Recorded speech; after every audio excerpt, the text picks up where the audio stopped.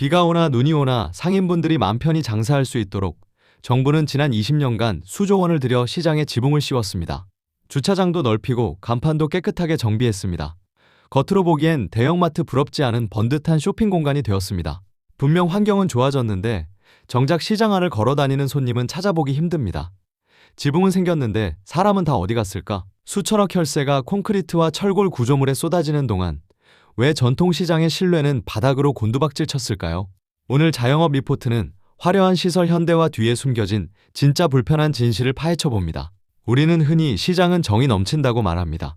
하지만 최근 뉴스를 장식한 시장의 모습은 정이 아니라 탐욕에 가까웠습니다. 대표적인 곳이 바로 외국인 필수 관광 코스이자 먹거리 성지라 불리는 광장시장이었습니다. 한 유튜버가 촬영한 영상 속 15,000원짜리 모듬전의 실체는 충격적이었습니다.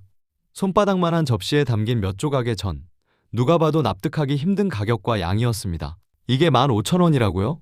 묻는 손님에게 돌아온 건 요즘 물가가 얼마나 비싼데 라는 퉁명스러운 대답뿐이었습니다. 더 심각한 건 외국인을 대하는 태도입니다. 한국말이 서툰 외국인 관광객은 그야말로 걸어다니는 지갑 취급을 받았습니다. 같은 메뉴인데도 한국인 메뉴판과 외국인 메뉴판의 가격이 다르거나 양을 교묘하게 속이는 일이 비일비재했습니다. 순대 한 접시를 시켰는데 원하지도 않은 메뉴를 강제로 섞어서 비싼 값을 받기도 합니다. 어차피 한 번 오고 말뜨내기 손님이라는 생각으로 저지른 이 바가지 상술은 순식간에 전 세계로 퍼져나갔습니다. K푸드를 기대하고 왔던 외국인들은 한국 시장은 사기꾼 소굴이라며 등을 돌렸고 그 부끄러움은 고스란히 우리 몫이 되었습니다. 물론 모든 상인이 그런 건 아닐 겁니다. 하지만 미꾸라지 한 마리가 흙탕물을 일으키듯 몇몇의 비양심이 시장 전체의 신뢰를 무너뜨렸습니다. 정부가 수십억을 들여 아케이드 지붕을 씌워주면 뭐합니까? 그 아래서 벌어지는 일이 불신인데 말이죠. 소비자들이 대형마트를 가는 이유는 단순히 비를 피하기 위해서가 아닙니다.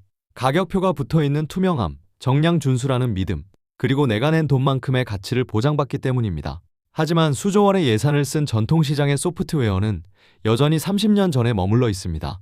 얼마예요? 라고 물어야만 알 수 있는 고무줄 가격, 카드 내밀면 남는 거 없다며 현금을 요구하는 배짱 영업, 위생관념도 아쉽습니다. 먼지 쌓인 진열대, 맨손으로 음식을 집는 모습은 요즘 소비자들의 눈높이와는 너무나 멉니다. 상인분들도 할 말은 있습니다. 재료비가 폭등했다. 임대료 내기도 벅차다. 카드 수수료 떼면 굶어 죽는다. 틀린 말은 아닙니다.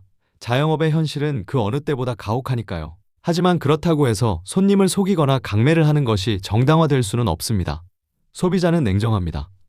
힘드니까 봐주자는 마음으로 비싼 돈을 내고 질 낮은 서비스를 참아주는 시대는 지났습니다.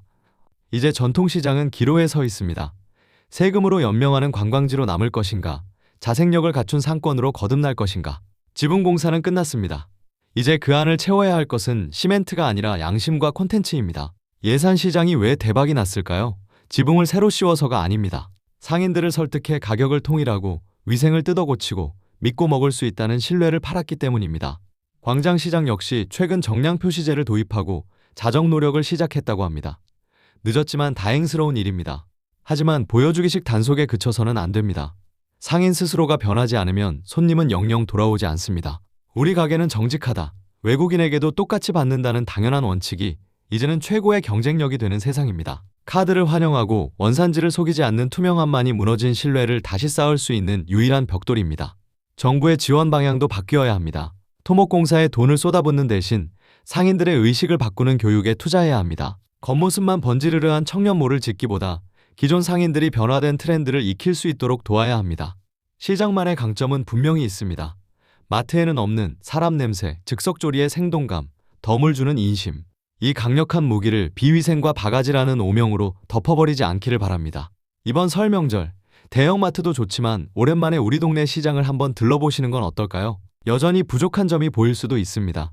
하지만 우리가 계속 찾아주고 감시하고 목소리를 낼 때 시장도 변합니다. 시장은 단순한 물건 판매처가 아니라 우리네 삶의 이야기와 지역의 문화가 흐르는 혈관 같은 곳이니까요. 전 한 장, 떡 한 팩에도 정성과 정직을 담아 파시는 모든 사장님을 응원합니다. 지금까지 자본의 논리와 현장의 괴리를 기록하는 자영업 리포트였습니다. 영상이 공감되셨다면 구독과 좋아요 부탁드립니다. 여러분의 목소리가 큰 힘이 됩니다. 남은 연휴, 가족분들과 함께 맛있는 음식 나누며 따뜻한 시간 보내시길 바랍니다. 시청해주셔서 감사합니다.